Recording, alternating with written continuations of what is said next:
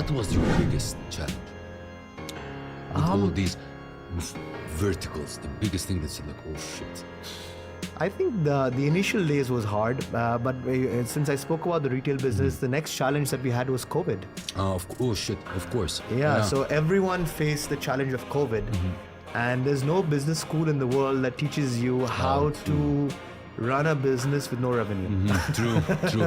Run a business with scale without revenue. Right, so we have 4,000 families to fit, and that time, when I broke down the problem, we had two challenges. One was a psychological and health challenge, that how do I, make sure my employees are okay. Yeah. And the second was a business challenge, that what do I do to sustain this? to keep the boat moving, true. And both are equally important because everyone's scared. Everybody could be exposed to COVID, and I'm so proud to say, as a Danubian, we were one of the first. I love how you said it. Say it again. Danubian. I love that. So proud to say that we were one of the first companies, private companies over here, who got all our staff vaccinated in the month of December. Wow. When it happened in 2020. So that was fantastic. The second initiative we took was we spent a lot of money in health camps, regular checkups, tied up with a lot of hospitals to make sure if something went wrong, we support them. We even launched a lot of initiatives for other people who lost their jobs. So we did a lot, and we didn't fire many people. True. And we cut 30% of 1 month's salary in one of the months, but we paid it back at the end. We paid it back. You took the hit. But we paid it back. Yeah. So everyone was heavily, so that was from the people side. From the business side, we had to innovate. So how do we do that?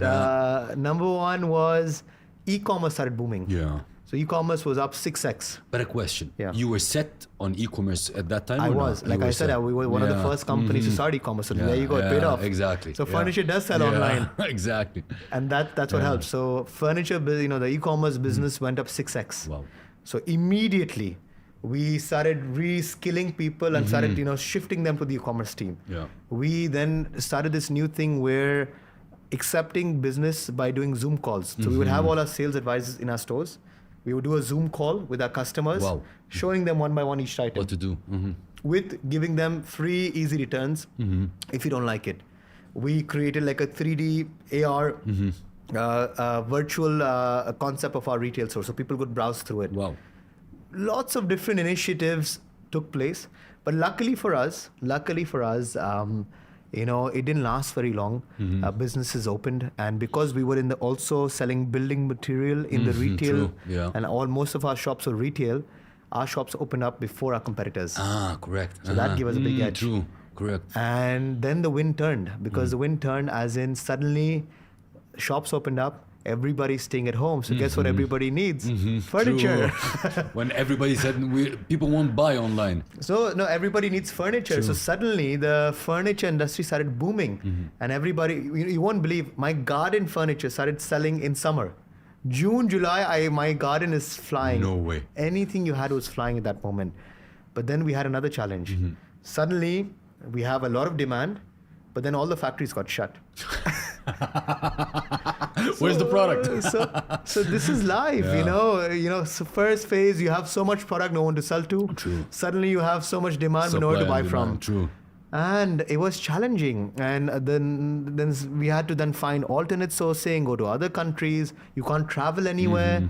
So imagine now you're designing furniture, and we that year, so we saved on travel, but I think we spent 3 times more the amount on the product. Logistics. In air shipping samples, so that we could see it before we make the purchase. And again, very, very interesting times. A lovely journey, I believe. And we work every day. We work really hard, extra hard in COVID, because see, at the end of the day, we have a fiduciary responsibility. There are 4,000 families working for us.